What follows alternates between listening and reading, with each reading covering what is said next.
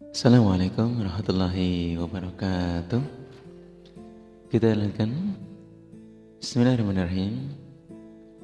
Kaum muslimah yang berbahagia, pada beberapa pembahasan yang lalu telah kita urai bagaimanakah penjelasan dari ibadah dan juga penjelasan tentang apa itu syirik.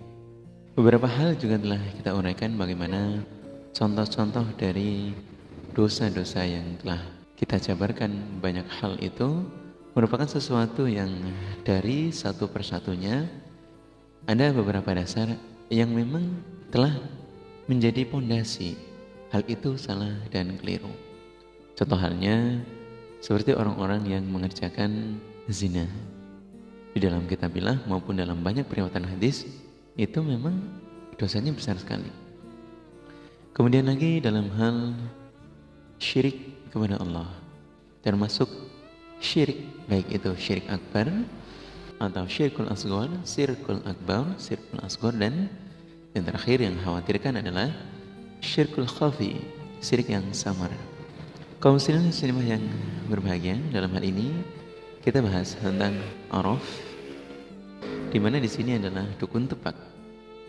Dalam Rawi Muslim disebutkan, Bismillahirrahmanirrahim, kisah ini disebutkan dari Sofyan an ba'di azwajin Nabi, dari sebahagian istri-istri Nabi yang meriwayatkan banyak kisah dari sabda Rasulullah SAW, di mana beliau menceritakan bahwa man ata arafan fas'alahu an syai'in, barang siapa yang kemudian dia datang terhadap dukun tebak, lalu dia bertanya terhadap sesuatu, kemudian setelah pertanyaannya terjawab, lantas dia mempercayai terhadap apa yang diutarakan oleh dukun tebak tersebut, yang disampaikan oleh dukun tebak tersebut, ya mungkin hal ini akan diawali dengan menggunakan sebuah ritualkah atau apakah itu.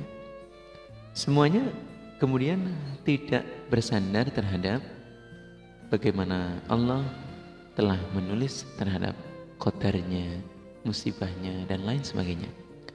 Dia kemudian lebih memilih terhadap dukun tebak untuk memastikan bahwa apa yang dia akan kerjakan itu jauh lebih yakin dan mantap. Tapi dengan bertanya kepada dukun tebak ini, ya toh? Atau kemudian ada keluarga kita yang mendapatkan musibah, sakit bertahun-tahun karena curiga, kemudian dia berusaha untuk mencari apa dalang di baliknya, kemudian datang kepada dukun tebak, dia tanya dan dia percaya. Atau barang kita yang hilang, untuk memastikan lokasinya dengan datang kepada dukun badai. Nah, dalam Rawi Muslim disebutkan hal ini menjadikan seseorang lam tuqbalu lahu salatu arba'ina lailah. Rawi Muslim.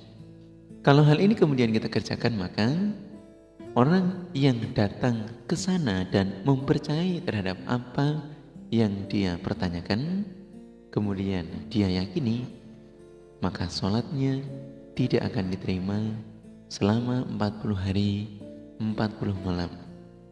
Sholat yang 5 waktu itu akan dikerjakan dengan penuh kesia-siaan. Kaum muslimah yang berbahagia, dalam arti bahwa ini harus ditaubati, ini harus ditinggalkan.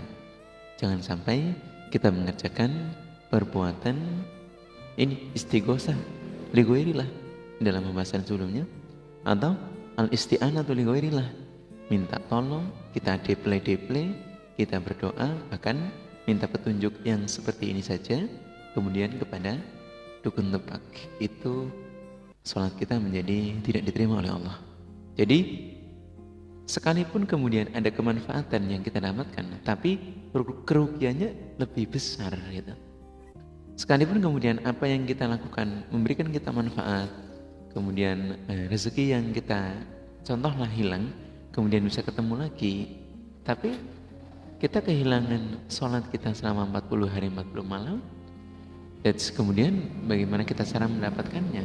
Nah, ini hal-hal yang harus dijaga. Artinya, dalam artian bahwa orang-orang iman memiliki sifat tawari, memiliki sifat hati-hati, tidak sembrono, dan juga menjaga amaliyahnya jangan sampai tercampur atau sengaja ataupun tidak sengaja mengerjakan hal-hal yang berbau syirik, yang mengarah terhadap perbuatan asyirku li ghairillah, al-isti'anatu li ghairillah, al-istighosatu li ghairillah, di mana semuanya adalah perbuatan yang masuk dalam kategori dosa-dosa besar, seperti halnya pembahasan yang telah kita bahas pada episode sebelumnya. Jadi tanya saja, datang saja, dan percaya, itu membuat amalan kita tidak diterima oleh Allah. Sehingga lebih baik tawakal kepada Allah, minta petunjuk kepada Allah, dan yakin dengan qadar bahwa apabila sesuatu itu berkaitan dengan rezeki, kalau memang belum milik kita, sekalipun ada di dalam diri kita, ada di tangan kita, ya belum tentu akan menjadi milik kita, karena semuanya adalah masih dalam rangka di luar, atau belum dimiliki, konsumsi belum kita sedekahkan kepada sabilillah, semuanya belum tentu menjadi milik kita, masih semuanya adalah titipan dan juga warisan. Maka dalam pembahasan sebelumnya telah kita bahas bagaimanakah Rasulullah itu mempertanyakan harta mana yang lebih kalian sukai. Kami akan iklankan di video di atas pojok kanan. Semoga hal ini bisa memberikan sedikit tambahan bahwa keyakinan kita kepada Allah, ketakwaan kita kepada Allah harus mantap, tidak memilih untuk bertanya kepada dukun-dukun tebak dan juga memasrahkan apa yang menjadi kesulitan kita kepada hal-hal yang keliru dan salah. Alhamdulillah, jazakumullah khairan.